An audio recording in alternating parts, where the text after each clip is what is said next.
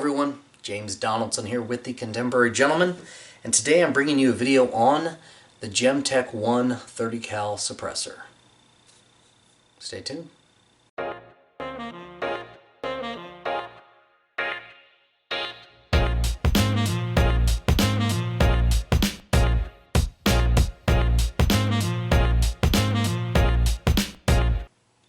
Alright, diving right into the meat and potatoes here. I'm going to tell you what it comes with. Of course, you get the suppressor itself. You also get a tool for backing out this quick mount setup right here, so that you can also put this piece in, which is a direct thread mount. So yes, this can right out of the gate allows you to either quick mount it to a weapon, or you can direct thread, which I will actually talk about in somewhat length shortly. As far as the final thing, it comes with this very nice pouch. I know a lot of suppressor manufacturers do not have nice pouches. They just kind of include them, figuring you're probably not going to use them anyway, and what the hell. I will tell you, this is so nice, I kind of feel guilty for not using it. So even though this can just sits in my safe, I put it in the pouch anyway. So all that being said, this can is a 30 cal can. It actually says 30 cal on the side instead of 7.62 or 301 mag or anything like that. And basically the relevance is that if you go to Gemtech's site, they have a list of 97 different calibers. Now I asked, because I found a couple that you hear about these days that aren't on the list, and they said, well, those came out after we made the list. So you heard it here first, that it'll do more than 97 calibers. At this point, probably over 100, but I digress. Now mounting, let's talk about that.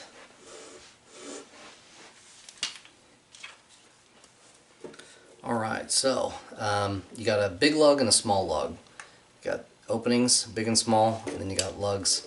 And so you try to match them up. If you don't, it's okay, because it will fall into place. Pull back toward the gun, rotate quarter turn, it's on. Very much like a 3-lug mount for 9mm setup, pistol caliber carbine. So just as easy to take off. I really haven't had any problems with carbon welding with this setup. I will be doing a separate video just on the mounting system. I will add, if you use something like a Mark 18 or new rifle where something nudges up right to the mount, you're going to use a couple extra timing shims to push it further away, because this does come into contact with the rail. That's how tight the tolerance is. So the fact that you pull back, some people might not like that compared to other mounting systems, but honestly, I think this mounting system has been really outstanding. I will add, I have use the QD mounting system on my long rifle, so all that precision talk I was mentioning is true for the mounting system. So anyway, stay tuned for that video as well. But for right now, as far as mounting, that's all I got. Now as far as the can specs, the length is about 7.5 inches, and that doesn't change depending on which mounting system you have in. And I will say that because of the way the muzzle device is utilized, when using a muzzle device, it's only adding 5 to 5.5 inches to your rifle, which is kind of nice that it's not sticking out forever like a Salvo 12. Video on that later. So now the diameter is roughly 1.625 inches, thanks to these flats here, which I will also talk about, delightedly. And then the weight, the overall weight is quoted as 16.3 ounces. Now, I did wonder if it made a difference, if when you're talking about adding weight to your rifle, if it made a difference whether you went with this setup, with the quick mount, or if you did the direct thread. And they both weigh 19.8 ounces, so it literally makes no difference as far as weight you're adding to your rifle, which one you go with. And in a minute here, I'll talk about the differences between the two mounting systems more. In the meantime, cost is MSRP $1,099, which MSRP is kind of a joke, because watching it on Gunbroker for the last year, and even pre-pandemic, I saw it here and there. Pre-pandemic, I saw it a couple times under 700. That is, without watching the rest of this video, if you're seeing it for that price, I'm going to, spoiler alert, just buy it. That's an outstanding price for this can, and of course I'll be talking more details as to why. Now, generally you're probably going to see it around $800. I'd say that's still a good deal, but it is, I would say it should be sweating a little more when it comes to competition around that price range. Now, moving in to sound attenuation. As you can see, I am comparing it to a G5. It's an old Gemtech can. It is an old design for Gemtech, but it is at least some form of baseline I can use to compare to this, and that actually came in very, very handy, which again, more foreshadowing I'll get to. Now, as a frame of reference, and it really works out because I'm going to make a comparison to this other can later in the video, I compared it sound-wise to an Omega 300, and I also compared the sound difference between the two mounting systems, whether it's quick mount or direct thread. And I will tell you that between all three, I could have been blindfolded and not known what was what. The same gun with the same ammo was used, and there was really no difference. They all sounded the same, and at one point I wondered, because it was kind of loud on my 270, I thought, I wonder if I direct threaded it, if it would be quieter. No, it will not. So, I would say it comes down to how you want to set up your rifle, which method you want to use to set up, as well as something else I'll get into when it comes to price. So, when it comes to flash reduction,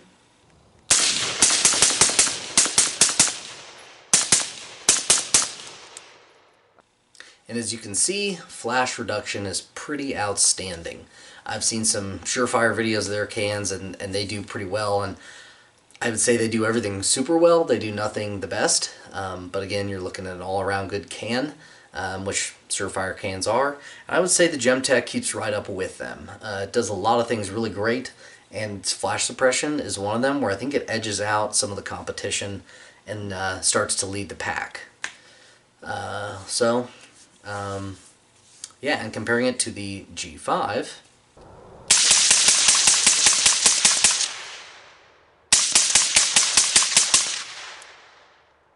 holy shit. That does not handle the gas as well as the one. No question. Yeah, I can read it. And there you have it. So, there's your G5 baseline. So, sound reduction as far as 556, because that is an important piece to this, you're looking at the G5 was way better. Now, the G5 has a 556 bore, so that makes sense.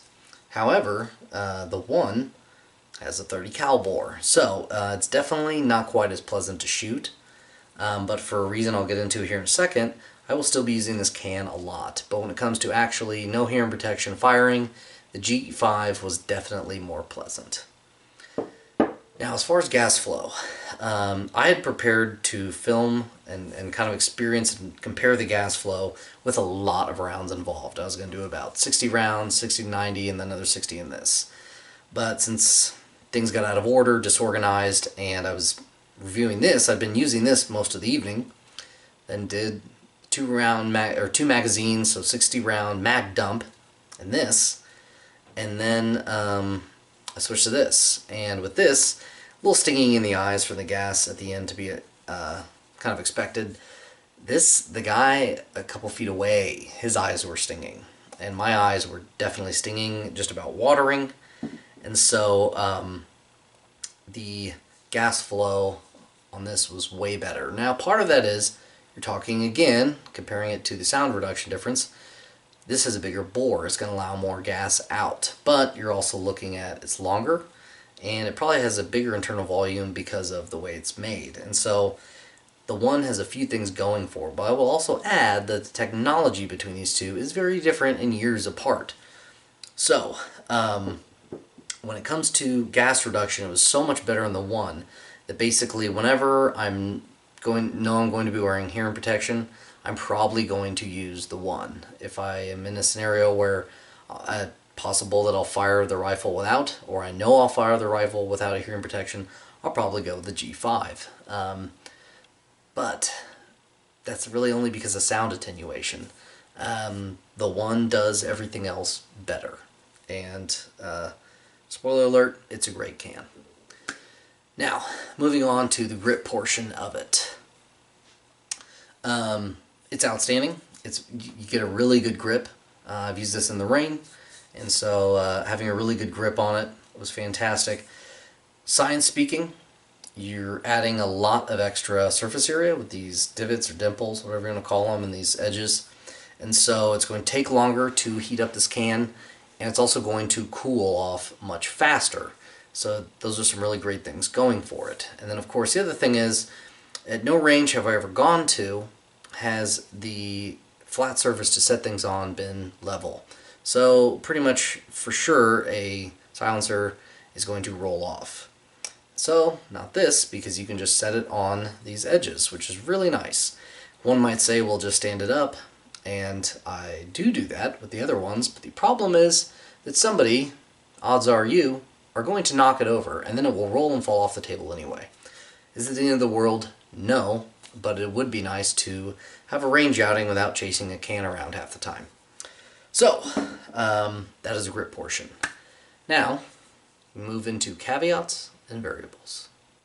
Getting into caveats and variables straight off the bat, repeatability was outstanding. I used this can on my 270. I shot at 400 yards. I had a really good spotter. And do keep in mind that I was using my factory Savage hunting rifle that's a few years old. And I was using a Vortex Viper HST, so really nice scope, fair price, but at the same time by no means a precision scope compared to some of their other companies' offerings. And I was using factory Hornady ammunition. Once I walked in on the gong, hit it once, I hit it a second time.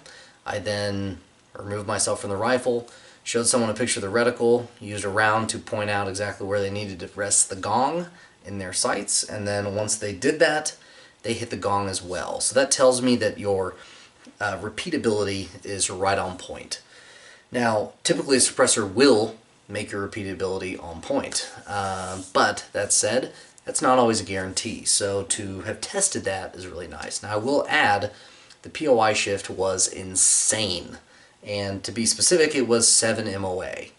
Why that is, I don't know. I've seen several other videos where it was not that much, especially Sage Dynamics. Now that POI Shift test was done at 100 yards, like his.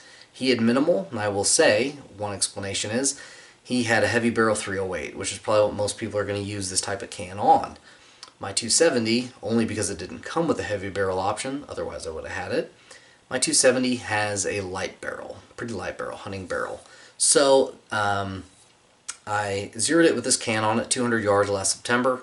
And then when I went to do my range day, testing out a bunch of this stuff for long rifle, I started without the can. It was off 7 MOA. And I can tell you that it shot high, which usually suppressor is going to increase velocity, which made me want to guess that it would be high with the suppressor on, or it'd be low without the suppressor. But at the same time, I think there was just enough bend and change in harmonics of the barrel. That's why you saw that difference, and it was higher. So, those are my thoughts, not trying to create excuses, just trying to explain why it might have been that dramatic, simply because other people got different data. Now, I will also tell you, I don't care, because I'm probably never going to not use this suppressor on that rifle. Yeah, I can hunt in Kansas with it. I took down a deer with this rifle with this can on it, so frankly, makes no difference to me. Now, really big thing we got going here is mini cans are only quick disconnect at this point. And even if they come with one muzzle device, you're still going to need to buy more if you have more than one rifle, which most people do. They have at least 2. So what that means is spending more money. Now this is nice because even though it doesn't come with a muzzle device, it comes with a quick detach, or it comes with threaded. So let's say you have a bunch, 3 or 4 hunting rifles you want to put it on, and you're gonna have to get them threaded either way. So I'm kind of foregoing talking about that price, which is probably going to run $100 or so. But you can either spend another $100 on a muzzle device for convenience, or you can just use the direct thread feature. Or if you're like me, I started out, one rifle is just threaded, no muzzle device. The other one had the muzzle device. So quick disconnect, or quick attach for this one, thread for that one. I could go on, but I think you get the picture, is that you have a lot of versatility. A lot of other cans that are only coming QD, or they only come threaded, And even if you can change out the back and make it QD, you have to buy all those components. So as far as value for money, especially going back to where I was saying some prices were around 800, some were below 700 even. Below 700, like I said, just buy it. That's an outstanding price for such a versatile package. Getting into it, no, it's not modular. You can't change the length. I think a lot of people agree that, especially when it comes to rifle, I don't think that's that necessary. I see more use of it in pistols, but even then. So, in the end, pitting this against my G5, it really makes me want to try the Gemtech Shield. It is similar composition, Inconel titanium, and it's going to have similar technology, but it's going to have that smaller bore. So, it's something I'd be curious to see. As far as comparisons, so the Omega 300 is really the only viable comparison because it's similar caliber and it comes with the two mounting options. The one edge it has on the one is that you can replace the end cap. And I will add, a friend of mine had a Saker from Silencer Co. You could also replace the end cap. He had the 7.62. Put a 5.56 end cap on it. That thing was damn quiet, especially for being on a Mark 18. It was quiet for 5.56 in general. It was very impressively quiet for being on a Mark 18 SBR. Well, he shot it so much that he pretty much welded the cap on, negating the usefulness of that feature. So, now granted, he will admit he didn't really do anything to maintain the can. So I think, for me, it would almost come down to price in terms of how comparable the Omega 300 and this can are. Is the Omega 300 expensive enough more that even though it comes with a mounting device, as in a muzzle device, is it going to be worth it? Well, you gotta do the math on your own. The other thing is that this is a SOCOM rated can. I don't believe the Omega 300 is. And when you think about it, the end cap on the Omega 300 may be irrelevant, because if you're using this on something as small as 243 for like a hunting rifle, 243 is bigger than 223. So you're going to need a bigger end cap. Your only other option is something like a Surefire used to sell. I think they took it off the market, .260 can, and Thunder Beast. I think they even did. And they might have even taken them off the market. So the point is that you're basically going 5.56 or 30 cal opening. So at that point, it makes a lot of sense to get the one, depending on what pricing you're seeing, and the availability. So I will say all that. Now Gemtech, they got bought by Smith & Wesson. I don't think that improved their customer service. I think it could have damaged it a lot more. But in general, I think you're still looking at a pretty well-backed product that isn't going to be going anywhere. So, without the boring buying advice, that's pretty much all I got. Now, the close. I will say that the one is still relevant, a very relevant can. And while not the quietest, I think it's still a great option for an all-around can. This has been James Donaldson with the Contemporary Gentleman. And until next time, keep your composure.